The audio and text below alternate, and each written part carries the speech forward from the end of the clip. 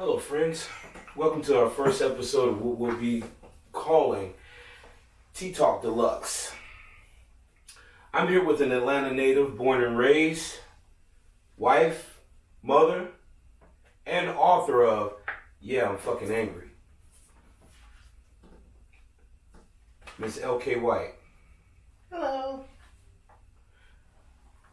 Our first question would be, how are you doing today? I'm good. I'm good.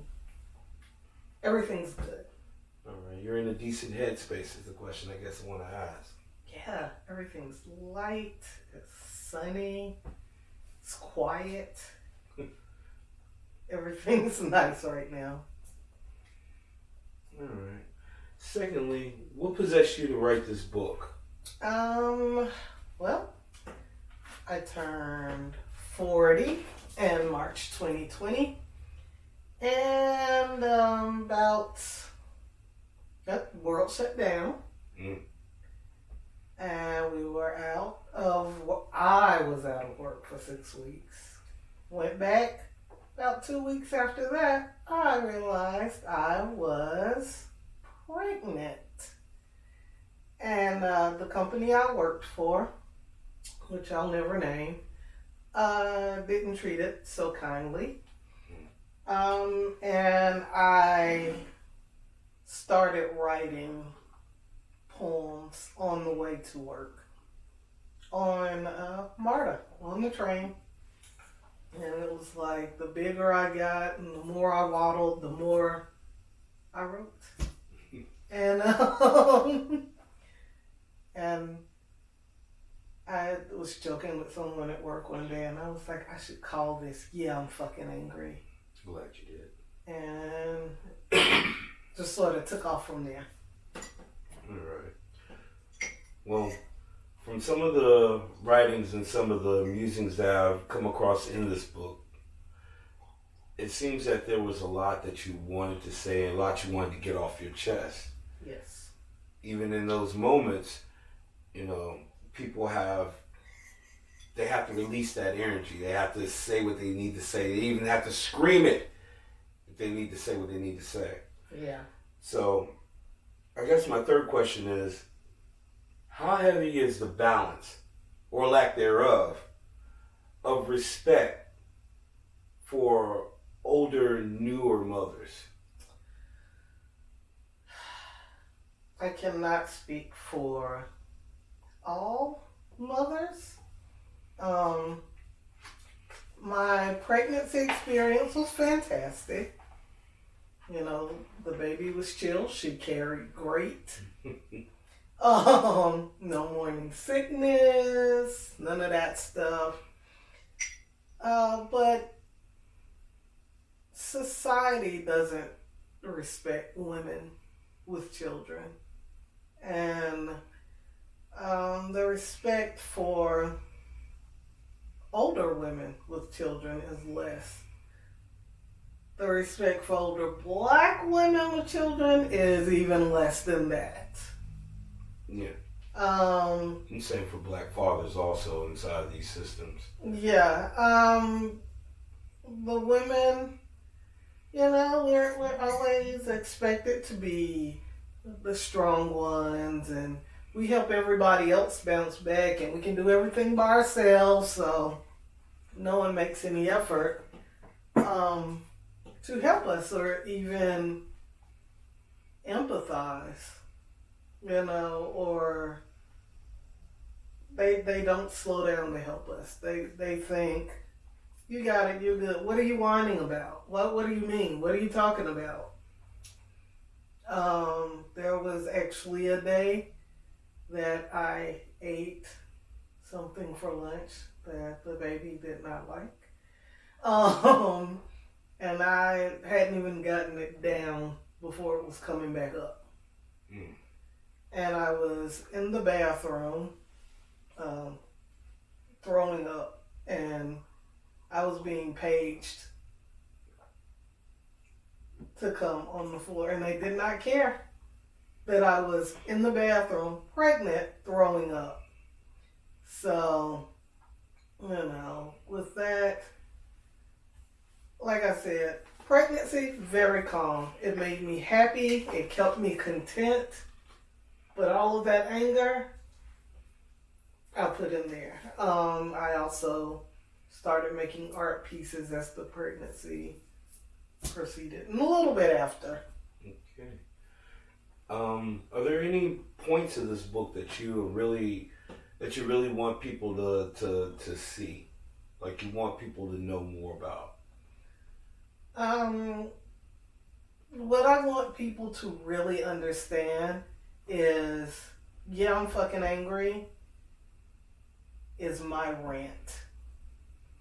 The book is a journey, and it's not straightforward. There are a lot of things happen between the start of me writing it in 2020 and its publication this year. There's mourning, there, lost loved ones, missing my mom because I lost her at 5, so a lot of that came up.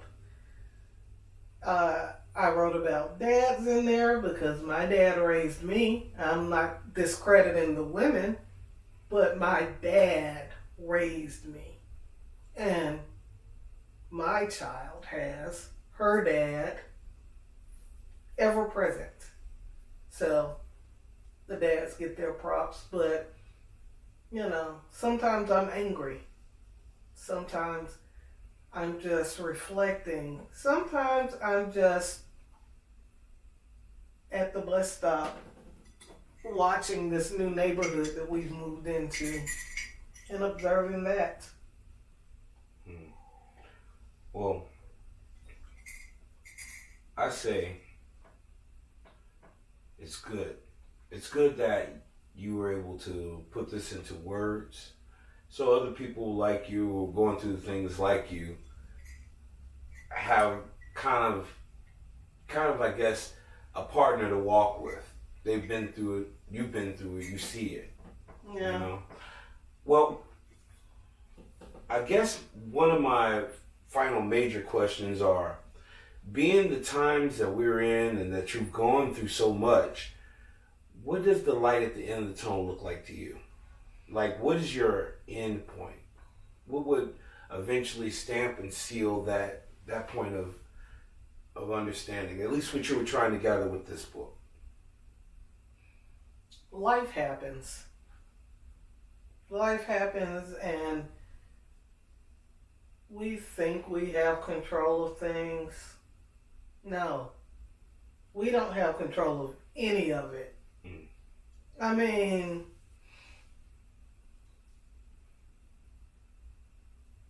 we joked about me being pregnant at 40, and then it happened, and everything sped up.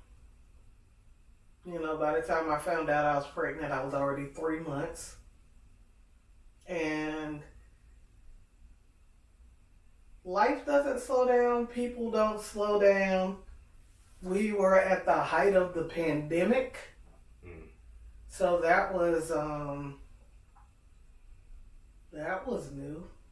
Yeah. We didn't know what to do with that. Like, remember West Nile virus? I do. I remember West Nile virus. And the panic but we were kids, so it was like, Oh, well, it's not going to bother us. It's only for old people and babies. Right. We're now old and we ain't got no babies. So. Right. And then all of a sudden, I'm this 40-year-old pregnant woman in a pandemic with something we've never heard of. And I'm high risk in like all of these different ways. And we have to wear masks, and the vaccinations weren't like definite yet. And what a lot of people who hadn't been pregnant, who had children before the pandemic, or are having children now, will not understand the loneliness that came with having to be in the hospital by yourself. I mean, I got to pick one person when I wanted like everybody there. My baby shower was done by my job, and they didn't even want to do it. There was one employee who was like, she works her ass off. You are going to celebrate her and her baby. And we got some really good stuff. but it was a lonely time. And life happens and we don't. Things are so unexpected. And I don't know. I'll say this. Older women having these babies know that we have wisdom. It's automatic. It just comes. There are so many decisions I made that a younger me would not have been able to sit down and go, oh, I need to do this. Everything became automatic for me.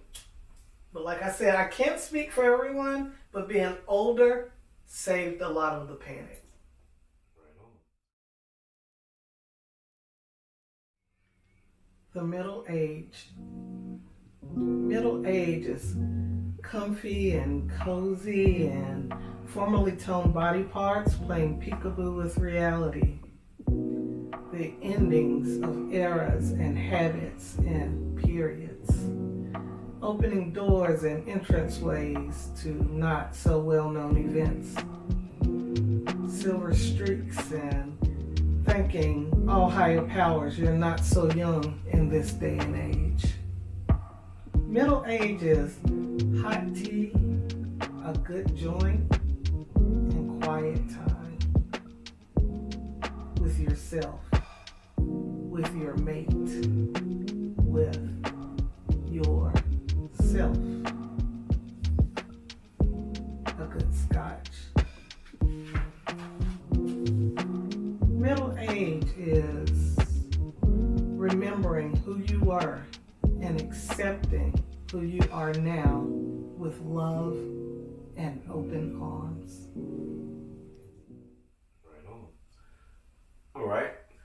Well, now comes off the cuff questions. Oh. They never expect these. They never expect off the cuff questions. Dun dun. All right. And it's easy. It's easy. It's just a 3 off the cuff questions. Oh, okay. 1. What does the name LK White stand for? Is it just your pseudonym? Yeah, LK. Okay. My name is long. Nobody gets it right. And even when I cut it short, they still got it wrong. Well, the reason why I asked this question is I understand that your actual birth name means magic powers. Yes, little magic powers. Little magic powers. All right. With those little magic powers, what do you do? Everything. Yeah. Yeah, I mean, I'm a Pisces, so I foresee a lot. I don't openly say I'm a tarot card reader. I don't openly say, oh yeah, I read tarot. I was trying a little bit. I don't know the decks like that, but I do dabble in tarot. Okay. Little magic powers. All right. Second question.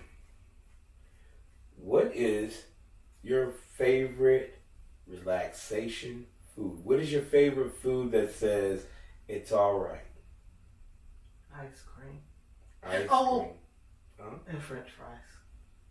Together, Yes. ice cream and french fries. Ice cream and french fries. And third and most important question.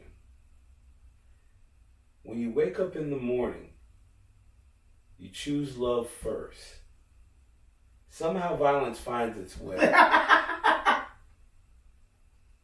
Are you strong and do you stand on love because at the end of the day, is that all you have? Or do you go full force on with violence? What's your stand on that? I wouldn't say, okay. Younger me did go full blown violence. It feels good. It feels real good. But when it's done, and it's done pretty quickly, there's consequences. That comes with getting older. Also, being who I am, like I said, I'm a Pisces. When you slow down enough to start thinking things through, you start to see a fuller picture. Violence is a waste of energy. Yes, it is. And so is anger to a certain degree. If you're angry, get it out. It's like a quick vomit. It's like, puke it out. Go outside. Scream. Scream at the trees. Punch a pillow, but...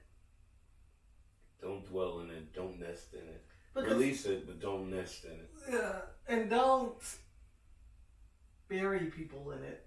Correct. If you choose violence, violence might choose you, and then you're in jail. Or,